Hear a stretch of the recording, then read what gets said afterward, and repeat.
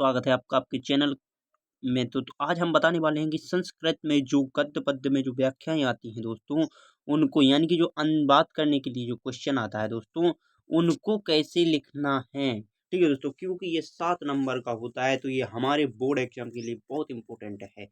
क्योंकि हमें ये लिखना होता है कि हमारे किस चैप्टर से ली गई है यह व्याख्या। ठीक है दोस्तों, यानी कि अनुवाद ये किस चैप्टर से लिखा गया है, तो उसकी पहचान करना भी बहुत जरूरी है कि क्या क्या पहचान होती है, कि हम कैसे पहचाने कि यह इस पाठ से व्याख्या आई हुई है हमारी, यानी कि अनुवाद। ठीक है दोस्तों, तो चलो स्टार्ट करते हैं वीडियो में। ये आपके 7 नंबर का सवाल है, 7 दूनी 14। ठीक है दोस्तों, दोनों की बताने वाला हूँ, गद्य और पद्य की, इसलिए वीडियो को अंत तक जरूर देखें और दोस्तों के साथ अपने शेयर जरूर कर दें। तो सबसे पहली पहचान क्या है दोस्तों, कि उसमें जो है संस्कृत भाषा दिया जाएगा। पहला चैप्टर जो है, इसमें संस्कृत भाषा का उपयोग किया जाएगा दोस्तों, यानी कि संस्कृत।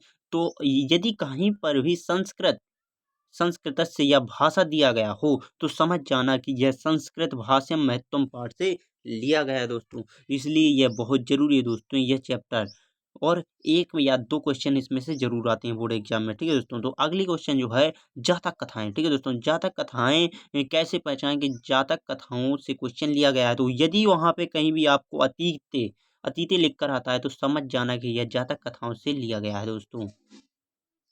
अब देखते हैं दोस्तों, तीसरी महर्षि दयानंद जी की जो रचनाएं हैं, उनको कैसे, ये महर्षि दयानंद जो चैप्टर है हमारा, कैसे पहचान करें कि यह किस पाठ से लिया गया है। तो उसमें क्या पूछा जाएगा दोस्तों, दिखाई देगा मूल शंकराचार्य और दयानंद, ये 2 शब्द दिखाई दें तो हमेशा पहचान लेना आप कि महर्षि दयानंद पाठ से लिया गया है यह क्वेश्चन। ठीक है दोस्तों, और देखते हैं दोस्तों अगला क्वेश्चन। इसमें अगर कहीं भी आपको महापुरुषा, ठीक है दोस्तों, मालवीय, ये महापुरुष है या मालवीय मालवीय दिखाई दे, तो समझ लेना कि महामाना मालवीय पाठ से ये लिया गया है क्वेश्चन। ठीक है दोस्तों, तो अगली जो 5वां चैप्टर है जो हमारा पंचशील सिद्धांत, कहीं भी अगर आपको पंचशील या सिद्धांत शब्द दिखाई दे, तो आप समझ जाना दोस्तों कि यह पंचशील सिद्धांत पाठ से लिया गया है क्वेश्चन। ठीक है दोस्तों, ये तो बहुत सरल था।